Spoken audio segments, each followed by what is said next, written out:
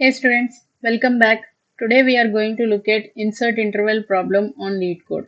This is a little difficult problem to understand. I'll try my best to explain it in a simpler way.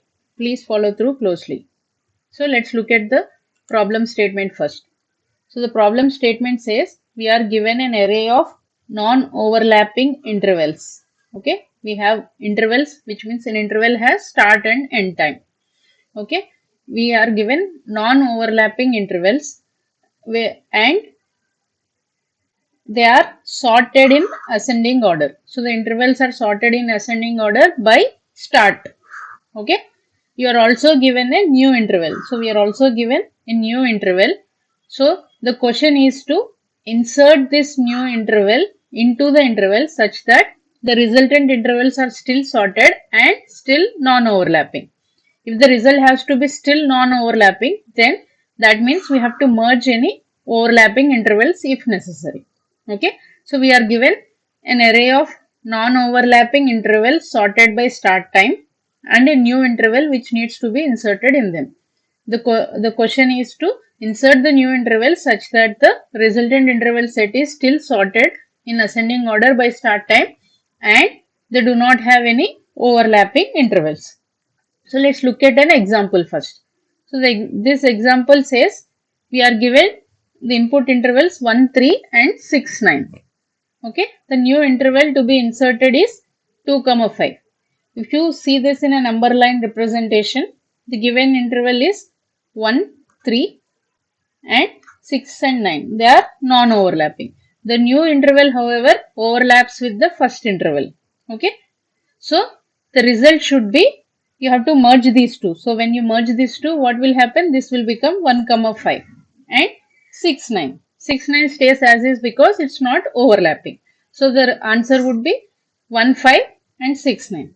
Let's look at another example. So in this example, these are the intervals we are given and this blue one is the new interval. Clearly, it's not overlapping with 1, 2.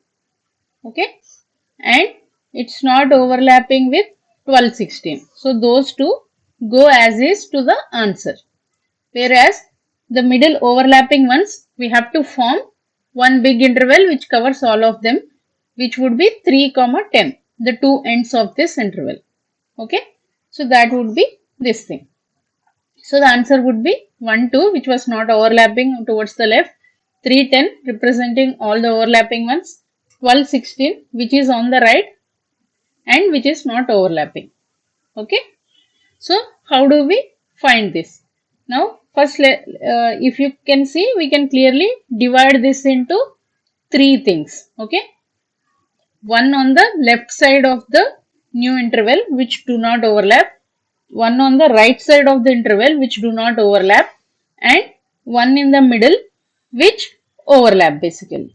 So for the first set which is on the left side and which do not overlap, okay, what we can do is, how do we figure out which are not overlapping? So if you consider this one as a ith interval, okay, this one as I and this one as new interval n. So end of this ith interval should be less than the start of new interval. Okay, this ith interval end is less than start of new interval. As long as that happens, they will be on the left side of this thing. That is how we identify it. So what is the condition? The new interval will start would be greater than the current interval's end. Okay, this is how we identify this set. The new interval is starting way after ending this thing, which is why they don't overlap, and those things in the first set we can take it as is. Now coming to the, let's look at the third set first because this is also easy. Okay, so in the third one, how will we identify this thing? Here this will be our ith interval now. So this is start of the ith interval and this is end of the new interval. So if you see clearly here, start of I is greater than end of the given interval. So this one is starting after our new interval ended. which is why they don't overlap. So using this condition, we can identify the third set. Now, how do we identify overlapping interval, this set? So for this one, everything which is not on the left and right is overlapping, right? So the conditions would be just negation of whatever we have written. So it would be negation of first condition would be start n less than or equal to end I. Okay, and negation of the third condition would be start of ith is less than or equal to end n. Okay, so that is how we set. Okay, so now that we have identified the middle set, once we are in this, how do we merge them?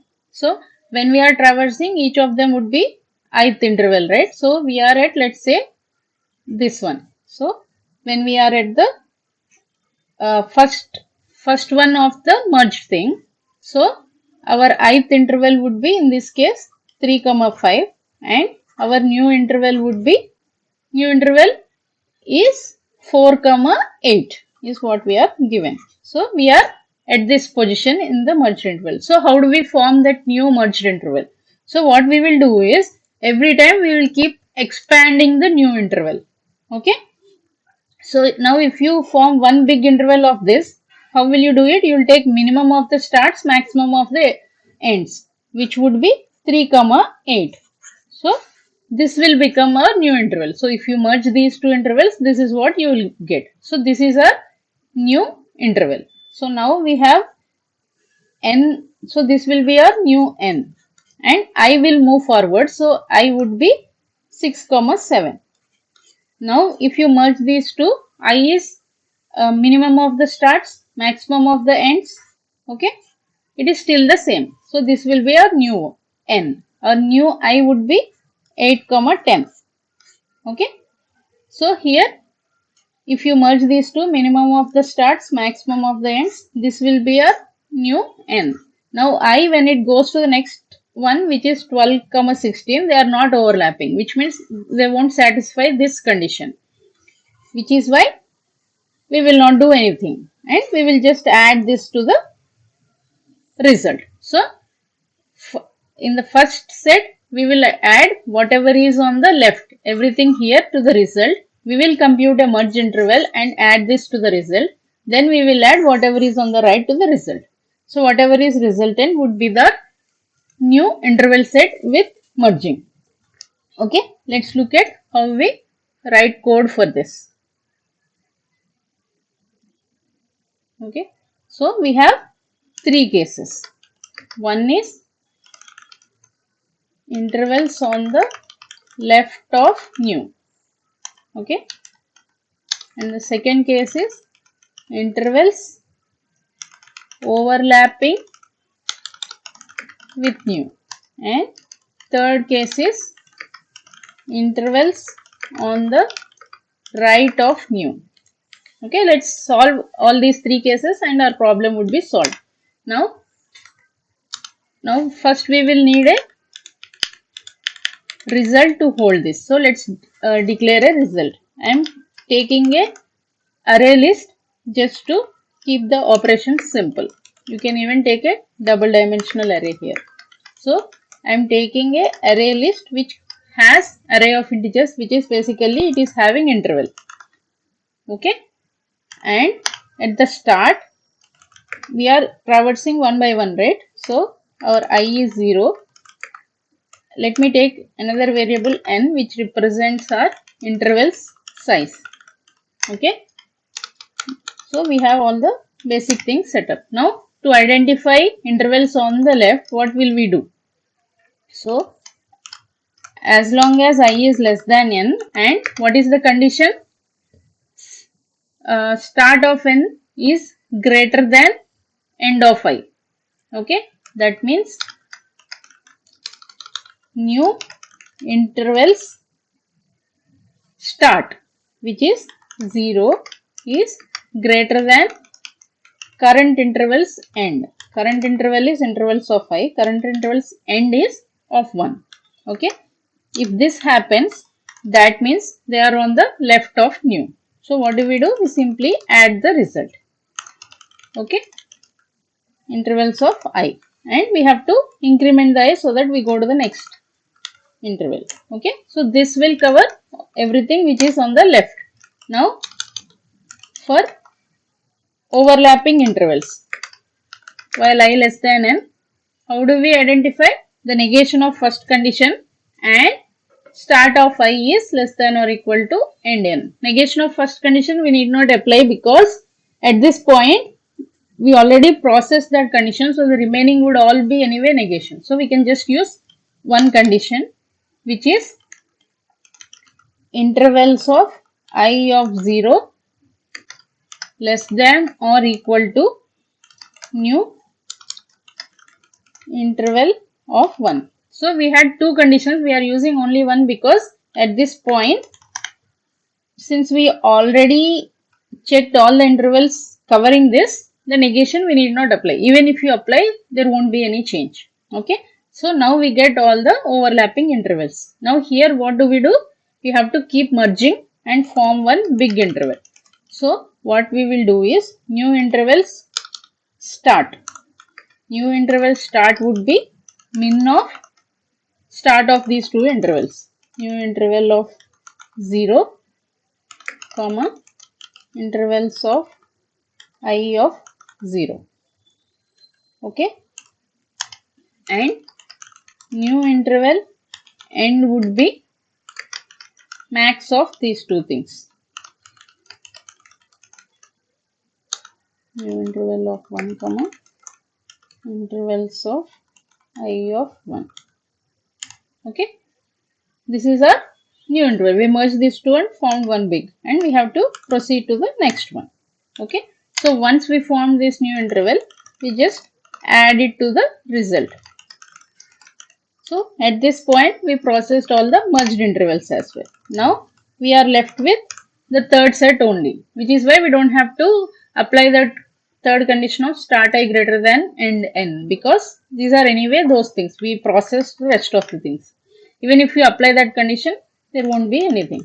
So what do? In the right side non-overlapping things? We just have to add them.